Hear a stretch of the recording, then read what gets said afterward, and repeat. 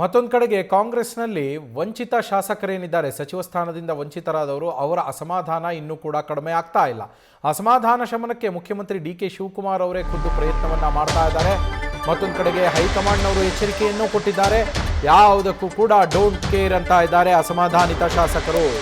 ಅಸಮಾಧಾನಿತ ಶಾಸಕರ ಬೆಂಬಲಿಗರು ಪ್ರತಿಭಟನೆಗಳು, ಧರಣಿಗಳನ್ನು ಮಾಡ್ತಾ ಇದ್ದಾರೆ.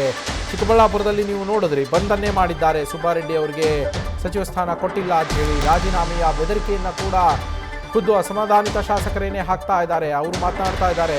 ಸಿಎಂ ಡಿ.ಕೆ. ಶಿವಕುಮಾರ್ ಅವರು ಮತ್ತೊಂದು ಕಡೆಗೆ ಎಲ್ಲರನ್ನೂ ಮೀಟ್ ಆಗಿ ನಾಯಕರ ಜೊತೆಗೆ ಮಾತುಕತೆಯನ್ನು ನಡೆಸ್ತಾ ಇದ್ದಾರೆ. ಆದರೆ ಅದಕ್ಕೂ ಕೂಡ ಶಾಸಕರು ಜಗ್ತಾ ಇಲ್ಲ. ಯಶವಂತರಾಯಗೌಡ ಪಾಟೀಲ್ ಅವರು ಎಷ್ಟೇ ಪ್ರಯತ್ನಿಸಿದರೂ ಕೂಡ ರಾಜೀನಾಮೆಯನ್ನು ವಾಪಸ್ ಪಡೆಯಲ್ಲ ಅಂತೇಳಿ ಹೇಳಿದ್ದಾರೆ. ಪಡಿತಾನೂ ಇಲ್ಲ. ಇನ್ನು ನಿನ್ನೆ ಅಪ್ಪಾಜಿ ನಾಡಗೌಡ ಇರ್ಬೋದು, ಅವರ ಮನವೊಲಿಕೆಗೂ ಯತ್ನ ಮಾಡಲಾಗಿದೆ. ಅದನ್ನು ಕೂಡ ಅದು ವರ್ಕೌಟ್ ಆಗಿಲ್ಲ.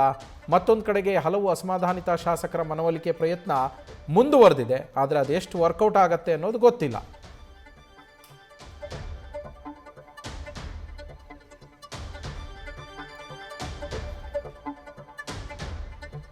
ಮುಖ್ಯಮಂತ್ರಿ ಡಿ.ಕೆ. ಶಿವಕುಮಾರ್ ಅವರು ಪ್ರಯತ್ನವನ್ನು ಮಾಡ್ತಾ ಇದ್ದಾರೆ. ಅಸಮಾಧಾನಿತರನ್ನ ಸಮಾಧಾನ ಪಡಿಸೋದಕ್ಕೆ ಖುದ್ದು ಮಾತನಾಡಿಸ್ತಾ ಇದ್ದಾರೆ. ಡಿ.ಕೆ. ಶಿವಕುಮಾರ್ ಅವರೇ ಹೋಗಿ ಒಬ್ಬೊಬ್ಬರನ್ನೇ ಕರೆದು ಅಥವಾ ತಾವೇ ಅಲ್ಲಿಗೆ ಹೋಗಿ ಇದು ಮಾಡ್ತಾ ಇರುವಂಥದ್ದು. ಆದರೆ ವರ್ಕೌಟ್ ಆಗ್ತಾ ಇಲ್ಲ.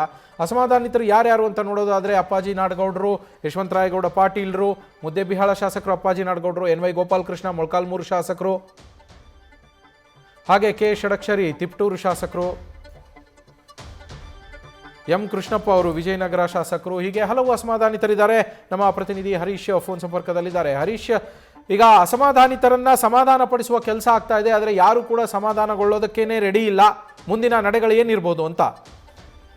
ನವೀನ್, ಬಹಳ ಮುಖ್ಯವಾಗಿ ಈಗಾಗಲೇ ಸಚಿವ ಸ್ಥಾನ ವಂಚಿತರಾದಂತವರು ವ್ಯಕ್ತಪಡಿಸ್ತಾ ಇದ್ದಾರೆ. ಅದರಲ್ಲೂ ಕೂಡ ಹಲವು ಶಾಸಕರ ಬೆಂಬಲಿಗರು ರಾಜೀನಾಮೆಯ ಎಚ್ಚರಿಕೆಯನ್ನ ಕೊಡ್ತಾ ಇದ್ದಾರೆ.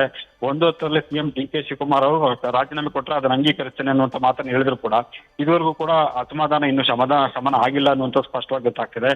ಹಲವು ಶಾಸಕರು ಸಚಿವ ಸ್ಥಾನ ತೆಗೆದ ಕಾರಣಕ್ಕೆ ತೀವ್ರ ಆಕ್ರೋಶ, ಅಸಮಾಧಾನವನ್ನು ವ್ಯಕ್ತಪಡಿಸಿದ್ದಾರೆ.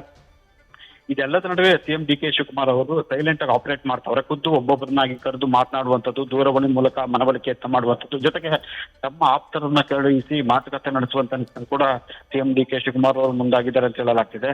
ಸೊ ಎಸ್ ಸಿ ಬಾಲಕೃಷ್ಣ ಆಗಿರ್ಬೋದು, ಚಲುವರಾಯಸ್ವಾಮಿ, ಇವರಿಬ್ಬರು ಕೂಡ ಡಿ.ಕೆ. ಶಿವಕುಮಾರ್ ಅವರ ಆಪ್ತ ಬಳಗದ ಸಚಿವರಾಗಿದ್ದಾರೆ. ಇಬ್ಬರನ್ನು ಕೂಡ ನಿನ್ನೆ ಕೃಷ್ಣಪ್ಪ ಮತ್ತು ಪ್ರಿಯಕೃಷ್ಣ ಅವರ ಮನೆಗೆ ಕಳಿಸಿ ಅವರು ಮಾತುಕತೆ ನಡೆಸಿದ್ರು, ಅವರ ಮನವೊಲಿಕೆ ಯತ್ನ ನಡೆಸಿದ್ರು.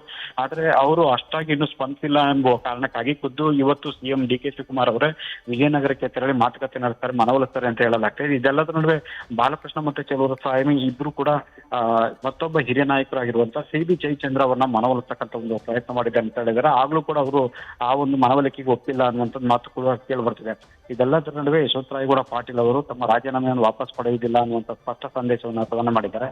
ಖುದ್ದು ಸಿಎಂ ಡಿ.ಕೆ. ಶಿವಕುಮಾರ್ ಅವರು ಅವರ ಸಂಪರ್ಕಕ್ಕೆ ಪ್ರಯತ್ನ ಮಾಡಿದ್ದಾರೆ. ಆದ್ರೂ ಕೂಡ ಅವರ ಸಂಪರ್ಕಕ್ಕೆ ಇದುವರೆಗೂ ಕೂಡ ಲಭ್ಯ ಆಗ್ತಿಲ್ಲ. ಸುರ್ಜೇವಾಲಾ ಅವರು ಕೂಡ ಮನವೊಲಿಸ್ತಕ್ಕಂಥ ಒಂದು ಪ್ರಯತ್ನ ಮಾಡಿದ್ರು, ಅದು ಕೂಡ ಪರಿಸ್ಥಿತಿ ಕೈ ಮೀರಿ ಹೋಗಿದೆ ಅಂತ ಹೇಳಲಾಗ್ತದೆ.